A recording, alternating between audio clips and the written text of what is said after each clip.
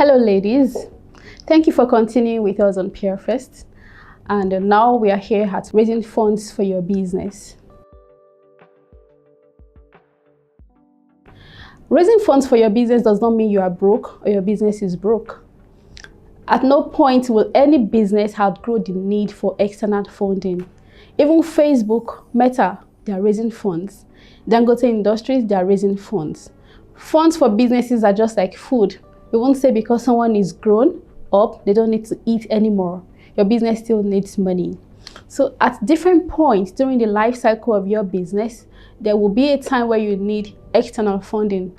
It could be because you want to embark on a large capital project, or you want to cover gaps in working capital, or you want to invest in a new line of business. You will need external funding.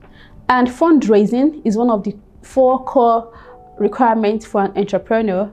And fundraising and investor relations, as a CEO, those are things you cannot fully delegate to your staff. So you should know how to raise funds. Knowing where, how, and when to raise funds could very well mean the difference between business success and business collapse. In this module, we're going to teach you different forms of capital, when and how to use debt capital, how to apply for grants for your business, and we'll talk about equity fundraising for startups. Knowledge gained in this module would make it possible for you to grow your business in a boundless, limitless way. You need to raise capital when any of the 3 situations shown on the screen arises. You could need funds for a new line of business, which means you are expanding your business, or you want to scale an existing business, or you have gaps in working capital which you need to cover. Believe me, businesses of all sizes have gaps in working capital and they quickly need to raise funds to cover such gaps. Types of capital, we're talking about non-dilutive capital, otherwise called grants. We'll talk about equity capital, and we also talk about debt, which is loans, borrowing for your business. Starting with grants. Grants, many people think grants represent free money. Yes, in a way that is true. However, while grant is free money in the sense that you are not selling shares in your company, you are not losing control of your company in exchange for the money you are getting, what grants gives you in return is an added responsibility for reporting, and then they are more strict about how you use the funds than an equity investor would be. So grants represent free money, yes, but they all come with strict requirements regarding documentation, the use of funding, frequency of reporting. Non-dilutive funding, otherwise called grants, represents money that you get for your business, which you don't have to exchange for your shares. We're all familiar with popular grants in Nigeria, the Tony Elumelu Foundation grant, the Flourish Africa grant, and there's even USAID Development Innovation Ventures grant. All these grants, they come with specific requirements for reporting and for use of funds. We also need to know that grants have milestones which you must meet. They will not give you the money all at once. So you have to define your milestones and what you're meant to achieve in those milestones. I will be sharing with you now tips on grant application. Number 1, you need to tailor your application to the grant requirement. Grant funders, typically, they are very specific about the sectors they want to fund, what they want to achieve. Some are specific to climate and water resources. Some are specific to women and children. Some are specific to education, and some just want to help women entrepreneurs. So you have to tailor your application to what the investors want to achieve. A second thing is your documentation. Grants, if they require 5 documents, you have to have those 5 documents. Usually, they will require you to produce things like your company registration, some MOUs and partnership agreements, results framework, how will your KPIs be measured. So you need to be good at producing those documentation, and they have to be compelling. Another tip about grant application is that they are usually very burdensome. You might be filling a grant application for 3 weeks, and that is why it is important for you to get started in time. The grants that are worth it, they are not the grants that you can quickly do in 2 minutes, in 10 minutes. So you should get started in time so that you can finish also in time.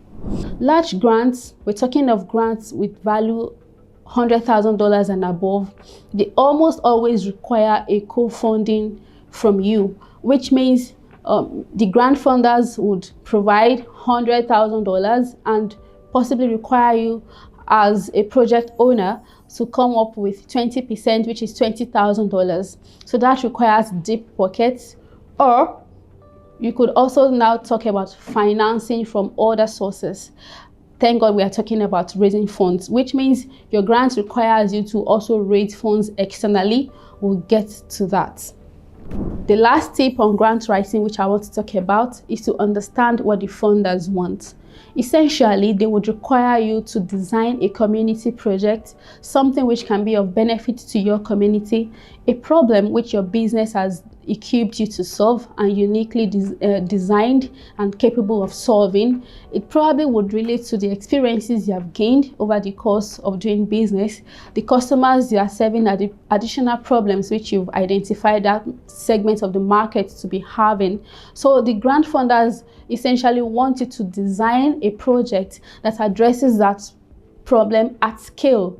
So perhaps in your business, you've been able to address that problem for 1,000 customers. Now with grant funding, perhaps you could reach 10,000 people, and then you design that kind of large scale project. You design how it's going to be monitored, what the results are going to be, and how they will track your progress. So you need to understand what the grant funders want and tailor your application to that.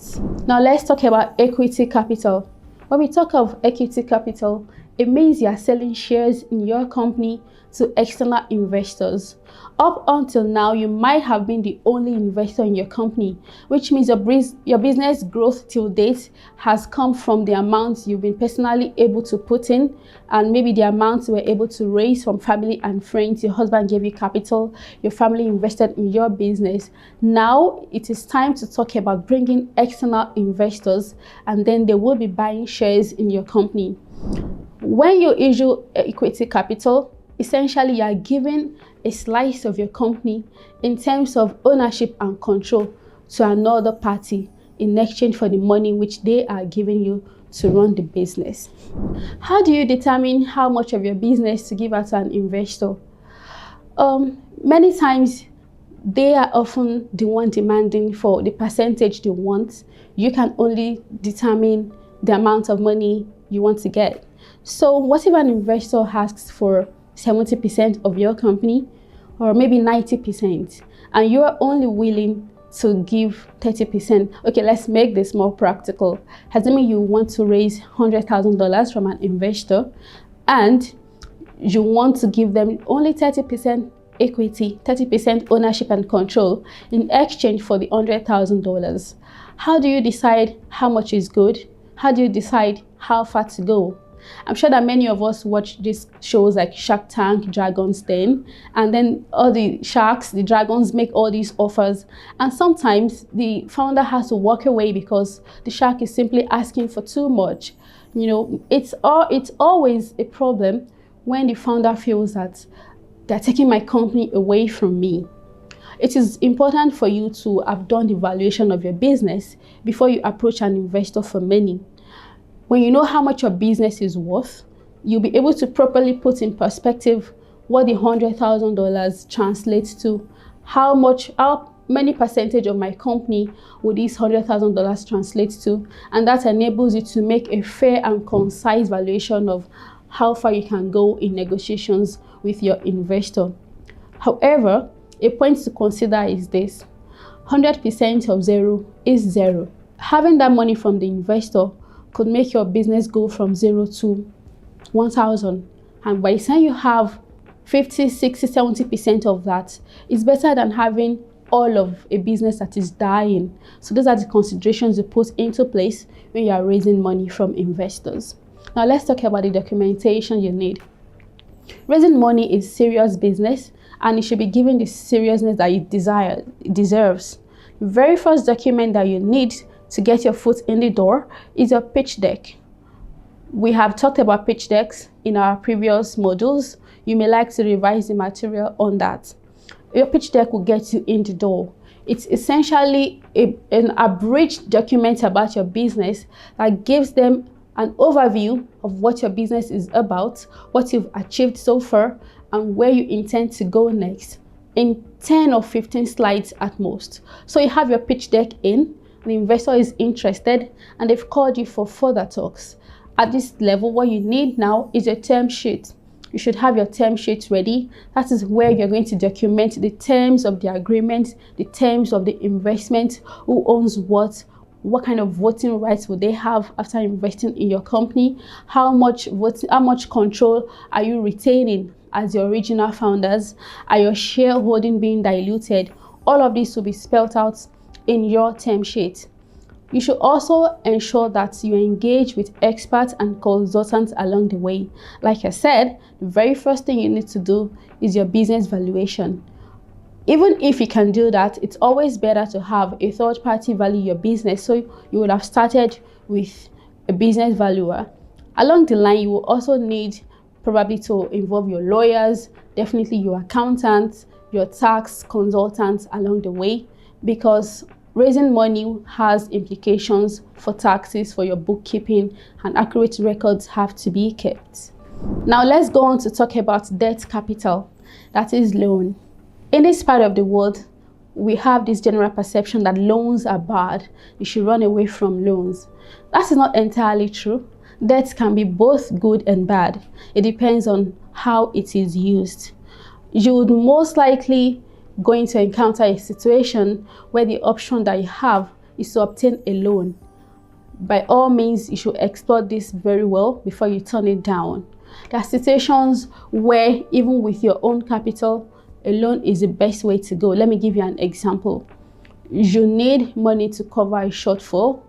Your current cash flow in your business is able to repay the loan.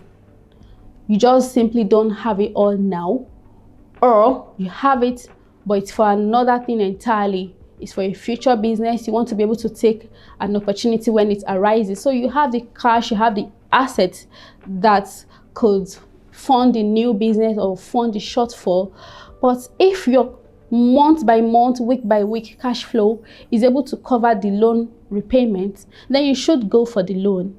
With your capital, your assets which you have, you will be able to demonstrate to the bank that, look, we have the capacity to service this loan over the course of it, over the tenure. So they could take your assets as collateral, and if it's liquid assets, which means cash, that will even earn you a lower interest rate on your loan. So the fact that you have the cash doesn't mean you can't take a loan. You should take a loan if your cash flow can comfortably service the loan. However, there are very pertinent points to note when it comes to debt capital. Regardless of who the person loaning you the money is, ensure to have accurate documentation. Have a loan agreement in place. Have a loan agreement because loans have implications for taxes and for your accounting. Let me give you an example. When you are computing your statement of your financial statements, loans are tax deductible. However, you must show documentation to prove that this money entering my account is a loan, not revenue.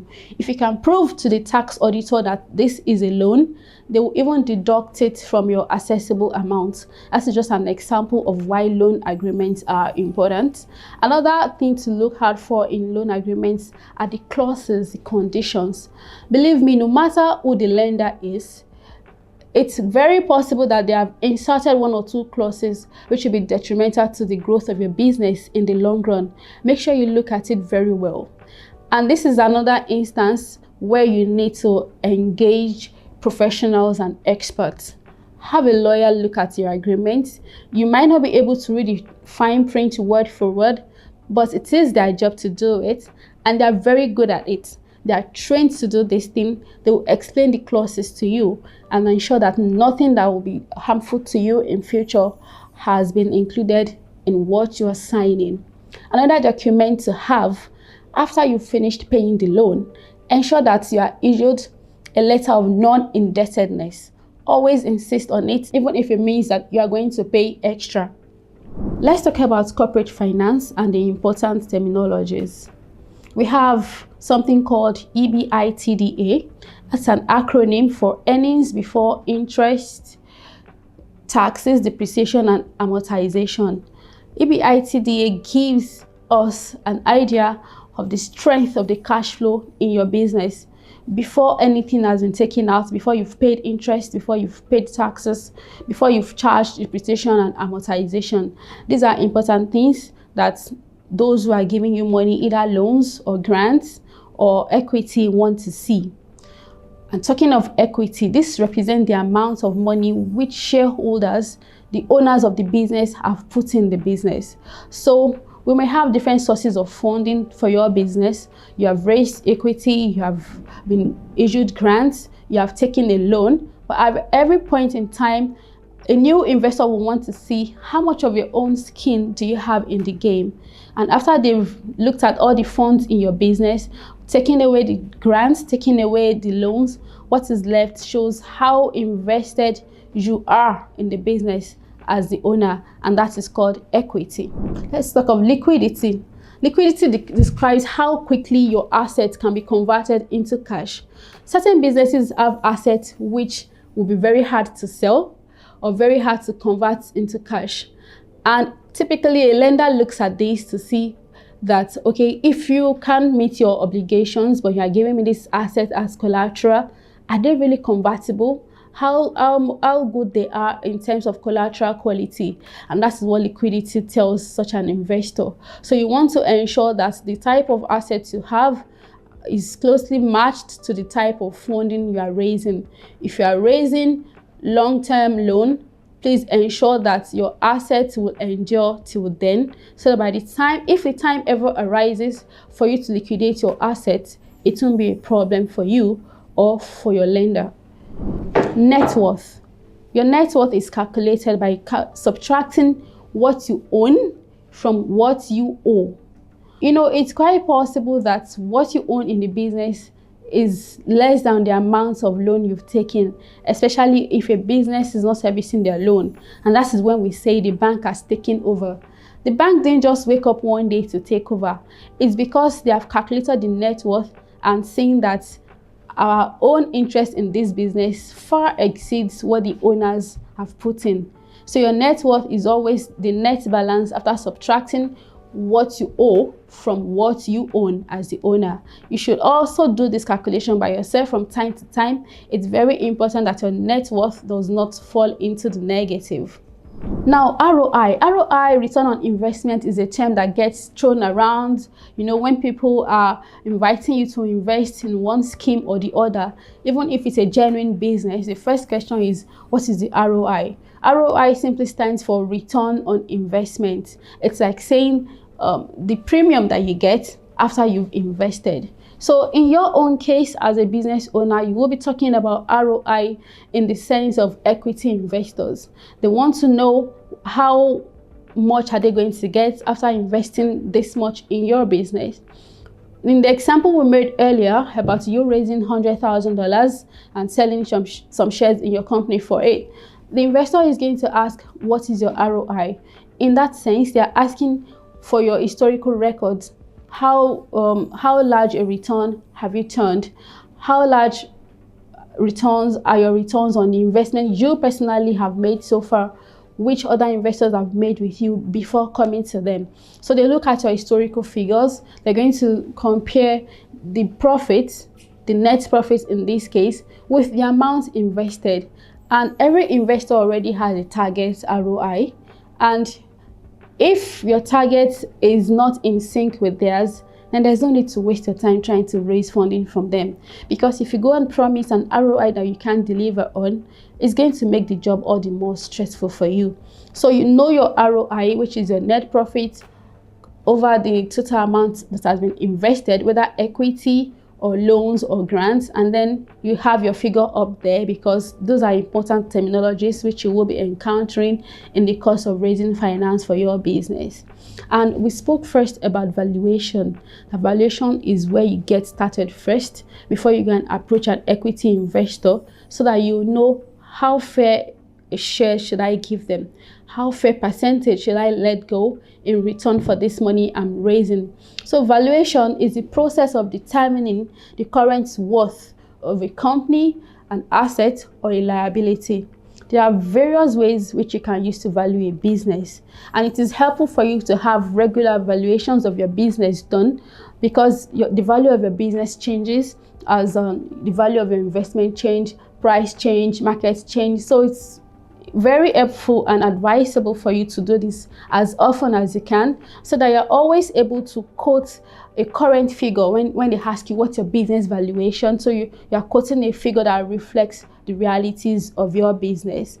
And it is very important to engage a professional when you're arriving at a value of your business, so you don't end up short selling yourself. In our live class session, I will be sharing with you practical insights on how to raise equity, step by step for you to follow, and where and how to meet with investors. I will be giving you templates for preparing your pitch deck, for preparing your business plan. All these are the documents which you definitely must have ready by the time you are raising funds for your business. See you in class.